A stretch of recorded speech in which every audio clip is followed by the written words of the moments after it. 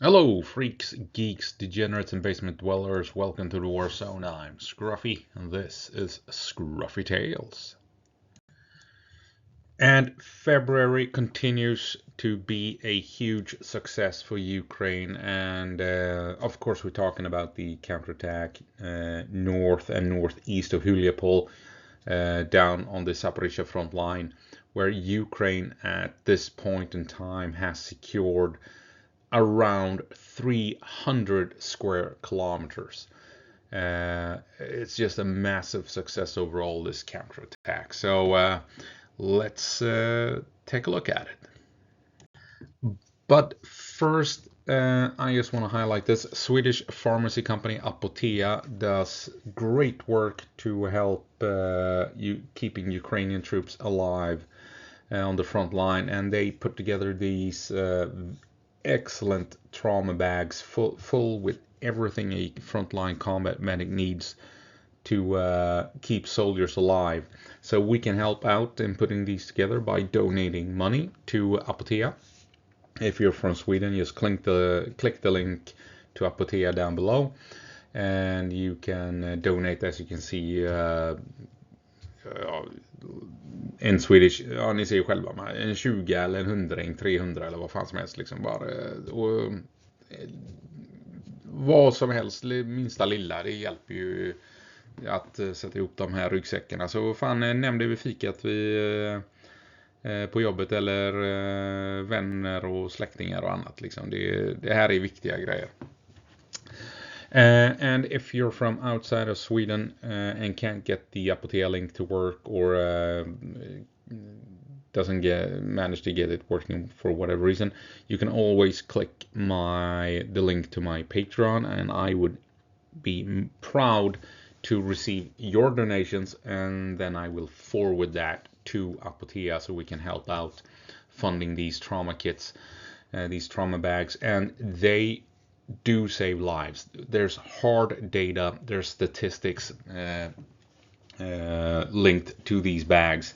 Apotea has received data from Ukraine, from the combat medics, that on average, each one of these trauma kits, these trauma bags, saves on average 7 Ukrainian lives on the front line. And Apotea has so far provided Ukraine with 1,000 of them. So if you pitch in $1 or $2, $3, you will have helped put together one of these bags, and that bag will then eventually help save on average 7 Ukrainian lives. This has an effect on the war in Ukraine. Now each bag, I do believe, has a worth of around $2,000. So the stuff in them, it is top notch. And so if you can just help out with $1 or $2, that is good enough, and then you will have helped to put together one of these bags, and you will have helped save 7 Ukrainian lives. Anyway, that's it. Over to the maps. And here we have ISW's map, and here we have Ukraine, and all the blue is where Ukraine has pushed the Russians back, where they have liberated territory, secured territory. And what we're going to be taking a look at is the front line at Zaporizhzhia. Here you have Zaporizhzhia, right? And east of Zaporizhzhia you have the Huliapol section of the front line. And take a look at this blue blob here. This is what Ukraine has secured in February alone. Now, for this war, this is a pretty substantial achievement based on the advances of this war. So let's zoom in here. This is the area that Ukraine has cleared of enemy troops, cleared of Russian infiltration units, and that is what the Ukrainians have done mainly. It was an operation aimed at finding and eliminating Russian infiltration units. So not a breakthrough operation, deep strike into occupied territory like all the Vatnik sources claimed earlier this month. It was an operation aimed at finding Russian infiltration units behind Ukrainian lines and eliminating them. and it has been a massive success. And Ukraine has exploited the initiative from these operations, and they have pushed somewhat into occupied territory, mainly at Berezhove, Ternove, Verbove, and even down here at the Rybne. So this is the area that they have cleared of Russian infiltration units, Ternovate, all the way over to Yehorivka, Verbove, Stepove, Berezhove. So this is where they have advanced, as it appears, into occupied territory, trying to reclaim Ternove. They are on the outskirts of Berezhove. Vatnik sources, pro-Russian sources, have been talking a lot of the combat ongoing at Berezhove. Russia appears to be holding this. Stepove, it's just it's 3 or 4 buildings, right? So it's not really a town as such. But this patch here is being held by the Russians. And then the Ukrainians have been managed to push into Verbove, Vyshne. And this is interesting. The Ukrainians have been pushing all the way down to Rybne. And earlier this month, ISW also showed that Ukraine had left Dobropilya and pushed out all the way out here. So this is essentially contested territory where you have a mix of Ukrainians and Russians operating among all of these windbreaks and in these shallow valleys here. You can see here there's plenty of terrain features here where infantry can sneak around and hide from drones and what have you. So here you have a mishmash of Ukrainian and Russian positions. But yeah, it seems as if Ukraine is in a good spot to maybe threaten Solodka and maybe Uspinivka in the end. Who knows? But yeah, it's looking good, and they keep advancing. We heard earlier this month, a week ago, that they had secured 200 square kilometers. Now that has increased to 300 square kilometers. So it's looking good. We all heard at the beginning of the month that they were operating in Ternivate. Then we saw mechanized units moving up to Dobropilya, and then we started hearing about the strikes down towards Berezhove, and eventually they pushed into Verbove and started clearing out all the territory here of Russian infiltration units. It's just a huge success, and hopefully they can ride the momentum, keep initiative, and keep liberating territory here north of Uspinivka, maybe even push all the way towards Uspinivka and threaten this town. That would be awesome. Moving up a bit to Pokrovsk, taking a look at the situation here. ISW has some parts of town still under Ukrainian control, which I find interesting. You can see here the stripes here indicate where you have Russian infiltration units. So Russia is in control of most of the town. As you can see here, most of it is red. Then you have some infiltration units up here, basically contested territory. But this part of town here, according to ISW, is still under Ukrainian control, which I find interesting. It's a bit, where can Ukraine move in reinforcements? It's through here, through these marshy areas here north of town. So I'm not entirely sure how Ukraine would be able to maintain a foothold here.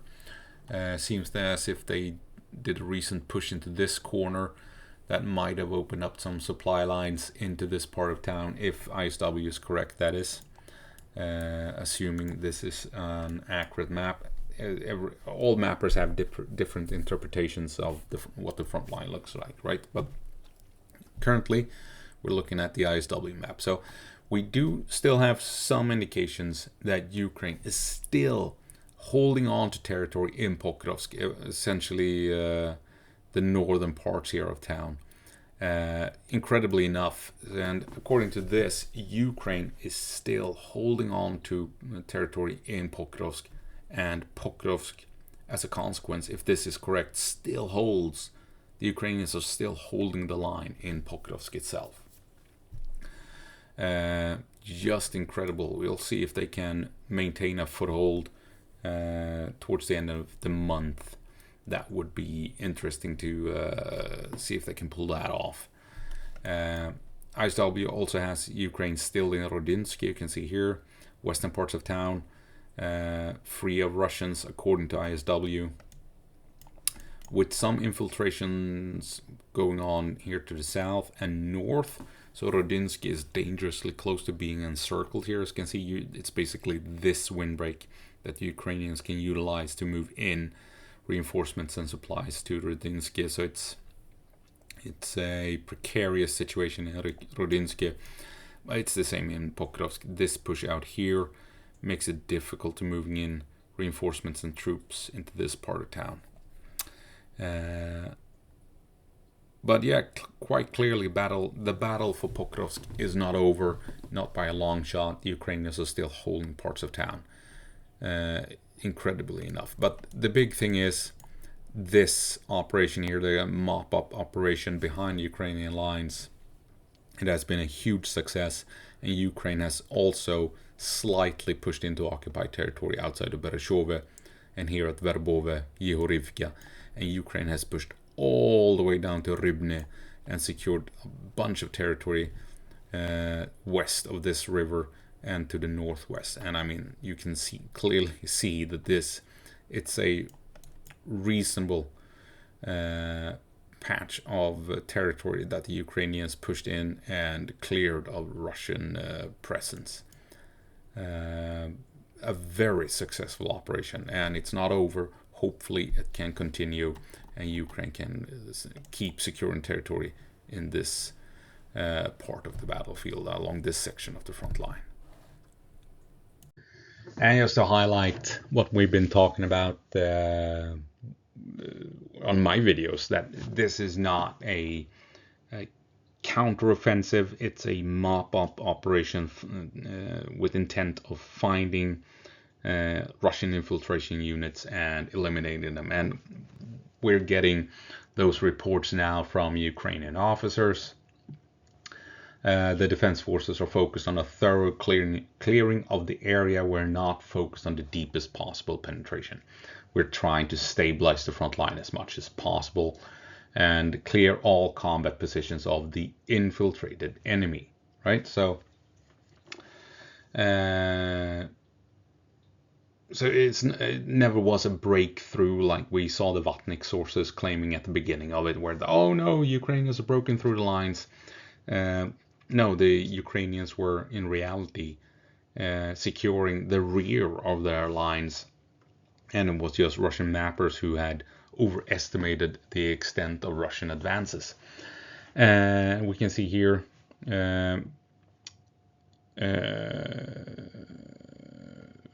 the main tasks facing the units of the group are to disrupt the enemy's plans for further advancement in the Zaporizhzhia regions, to defeat the enemy's troop groupings, and to push them beyond the administered border of the Dnipropetrovsk. Okay,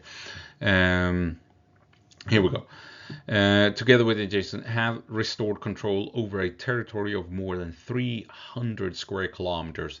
And here's the important thing: cleared of enemy sabotage and reconnaissance groups. So clearly it has been all about finding sabotage units operating behind Ukrainian lines and reconnaissance groups that have infiltrated Ukrainian positions and are scouting out Ukrainian foxholes and trenches and what have you, so that you clear them out. Russia cannot saturate an area now with troops. They cannot call in accurate drone strikes, accurate artillery or airstrikes and what have you.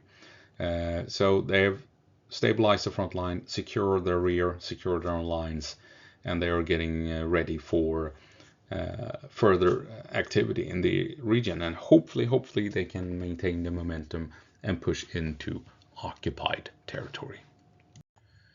And that's all I have for you this time around. I hope you found it interesting. I hope I'll see you in the next one. And as always, go po marsh Ukraine and give them hell.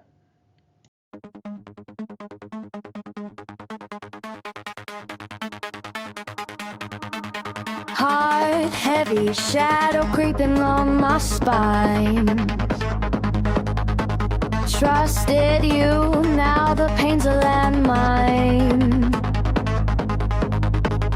Words you whispered, venom in my veins. Now I'm drowning, choking, tethered in chains.